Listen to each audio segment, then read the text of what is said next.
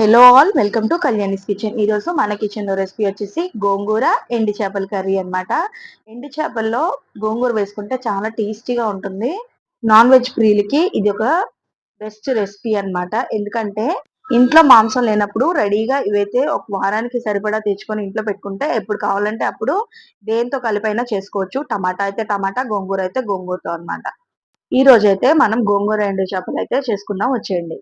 ముందుగా గోంగూరని నానబెట్టేసుకొని అలాగే ఎండు చేపల్ని కూడా నానబెట్టేసుకొని పక్కకు పెట్టేసుకోండి.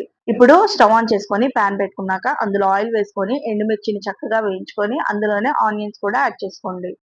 ఇవి చక్కగా వేగేలోపు మనమైతే నానబెట్టుకున్నటువంటి గోంగూరని కూడా చక్కగా కడుక్కొని ఒక బౌల్లోకి ట్రాన్స్ఫర్ చేసుకుందాం.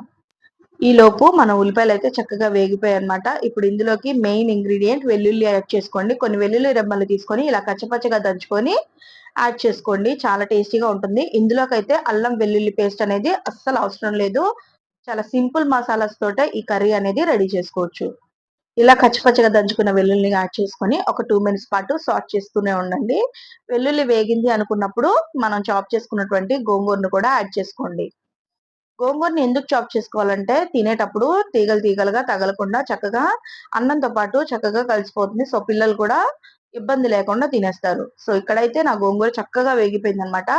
గోంగూర వేగిపోయిందని ఎలా తెలుస్తుందంటే ఉప్పు, పసుపు వేసుకున్న తర్వాత మూత పెట్టుకొని ఒక 5 నిమిషాల పాటు మగ్గిస్తే అలాగా ఆయిల్ అనేది సెపరేట్ అయిపోతుంది. సెపరేట్ అయిపోయిన తర్వాత కారం అయితే యాడ్ చేసుకోండి.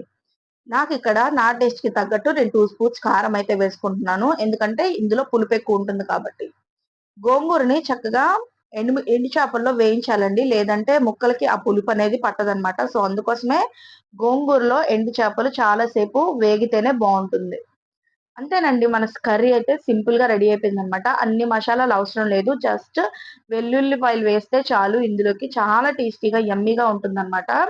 ఈ గోంగూర ఎండు చేపలు తినేటప్పుడు ప్రతి ముద్దలో ఒక ఎండు చేప తగులుతే ఉంటుంది. మేమైతే చాలా టేస్టీగా ఎంజాయ్ చేస్తున్నాము. మీరు కూడా అది ఒకసారి ట్రై చేసి ఎలా వచ్చిందనేది నా కామెంట్ సెక్షన్ లో చెప్పడం మాత్రం అస్సలు మర్చిపోవద్దు. ఈ వీడియో చూసిన తర్వాత ప్లీజ్ స్కిప్ చేయకుండా ఒక్క లైక్ చేసి ఒక సబ్స్క్రైబ్ బటన్ నొక్కండి చాలు. నాకెంతో బూస్ట్ అవుతుందన్నమాట.